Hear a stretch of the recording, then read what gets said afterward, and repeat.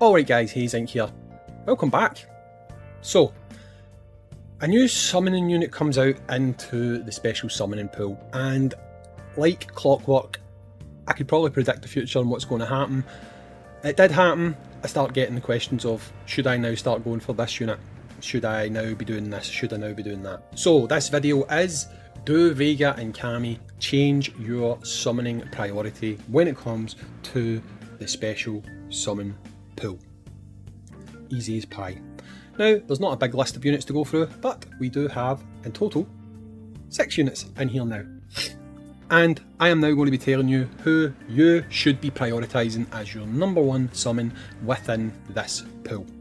Now, before we move ahead, if you've watched one of my videos talking about this before, you might know what I'm about to say. But this is extremely important information that all players should know, and it's something that you can literally take to the bank for every future banner within this game. Now, new units come out, new units look good, new units might be the absolute DPS monster, new units might be the uber healer, all these things. But the question should always be, what do I need most? What is going to help me progress most? When I'm currently building multiple teams, where am I falling down, right? That should always be your number 1 question that you ask yourself, okay? So if the new unit comes out and they are a crazy DPS, but you've currently got no problem doing 3 teams, 4 teams and having DPSs, if you're struggling with survivability, like a shield, or a tank, or a healer, then you know the answer. You know who should be your priority, because that is what is going to push your account. If you're someone who needs that, then you should only really be looking to choose between Elena or Gokhan, because you need survivability. Whereas if you've got, for example, Sagat, you bought Nero when he was out, you're quite happy with your Hondas and your Zangiefs, then you don't really need a new shield. But if you're finding that you're having teams that are struggling to hit maybe 200 million because you're using a subpar DPS, then that's when you want to start looking at things like Oni, like Akuma, like VEGA and CAMMY, although they're different, we'll talk about them separately, right? You need to really prioritise your needs, not what someone like me, Pika, or anyone else tells you should be your number 1 priority in here, because it doesn't work that way. It's not a one-size-fits-all approach. Your account dictates who you have to summon for. So please guys, please remember, when I'm talking about units in this video, what you need supersedes that, right? So go for what you need before anything else. When you think you're set and anything else would just basically be a slight improvement, then use these lists, okay? Just putting that out there so that you understand that, okay? Now, let's talk about it. Who should be your number 1 priority in here, okay? Controversial? Maybe? I don't know if it is controversial actually. Your number 1 priority should be her. I'll explain why. We're now in 3 and 4 team setups. Some of you will have 3 teams, a lot of us have got 4 teams. Guess what guys? There's going to come a point where that changes to 5 teams, right? There is not really enough decent healers, and this one's also a buffer, but there's not enough healers within the game to have a situation where you can have a healer comfortably on each of your teams, right? So disregard the fact that she's actually an awesome healer. She's a buff cleanser, a debuff cleanser, and she's also a buff cleanser from the enemy. And she will also help you hit harder on stuff because she does buff you. Putting all that aside, we need more healers to fill these multiple team setups. So Elena's a unit that everyone can use. Everyone. Doesn't matter where you are, who you are, what you are, even if you're a big Giga Whale, this is one unit that you can slot into your teams. She will work for you, and it doesn't really matter what you've got right now. You don't really have enough to fill all the teams if you want to have a comfortable time and be able to have a healer on every team. Even with her, you still can't do it, because okay, you've got some options, like if you've got like Diviner Rose, if you've got normal Rose, although I don't really think they are the best when it comes to healing. They are still kind of adequate, I guess, but you would rather have people on the level of this Elena, the other Elena, to a certain extent, because he does heal, would be Summer Yang. So you don't really have enough pegs to fit in the right holes. This is why I think this unit here would be a really good shout, and I would probably actually say that she would be number one priority. Again, is she the most exciting of units? No, she's not at all, but you have to look at utility. You have to look at what can units do to help you progress, and that is very important, right? The same kind of thing goes for this guy here, who I've not finished yet, right?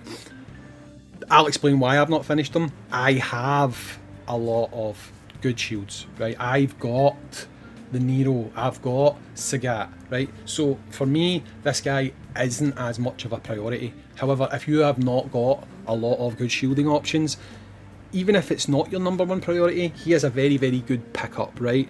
And survivability can be important in this game, and I feel like he would be a good shout for you. Would I necessarily put him at number 2? I think for the vast majority of people, I would probably say yes, right?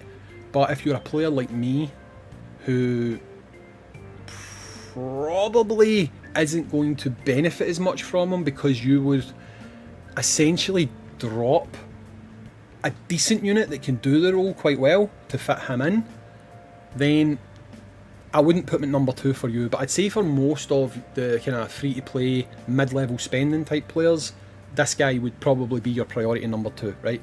So for everyone, doesn't matter who you are, priority number 1 would be Elena. For free-to-play, mid-level Dolphin type players, I would say that this guy would probably be best as your second pickup. Now let's get to the important part. Damage. That's what everyone cares about. Damage, right? Let's be honest. Big numbers go brrr. That's what people want. Simple as that. Who should be your number 1 pickup for a DPS? Right? Ask yourself a question. Very, very simple question. Have you, throughout your time playing this game, looked on with jealous eyes at people who have Monster Hunter Ken? Take a second. Now, I know you've asked yourself, and I know you've said yes, right? This unit, I would say, is a worthy substitute. They are not as good as Monster Hunter Ken, in my opinion, and I'll explain why in just a second, right? But they orbit around the same stratosphere, okay? If Monster Hunter Ken is here, then they are creeping up, but they're not here, right? They're creeping up. Why are they so good? They are a trigger unit that thrives on giving you good damage. That is what Monster Hunter Ken does. Right, you drop him in a team, doesn't matter the team, and he will just pump out damage for you. These guys do that. The thing that stops them being as good as Monster Hunter Ken, in my opinion, is with Monster Hunter Ken, you do not need to use his super. You don't. You just put him on your team, put him absolutely nowhere in the combo chain, and he will pump out crazy damage for you with his trigger 1 and trigger 2. Okay? Now, these two can do that. However, if you put them onto a team, if you've got them, I challenge you to do this. Put them onto a team, or you can even do it in the trial actually. Put them onto a team, run them on that team, not using their super. Just use their trigger ability. So trigger 2 and trigger 3, right? And look at the kind of damage you get.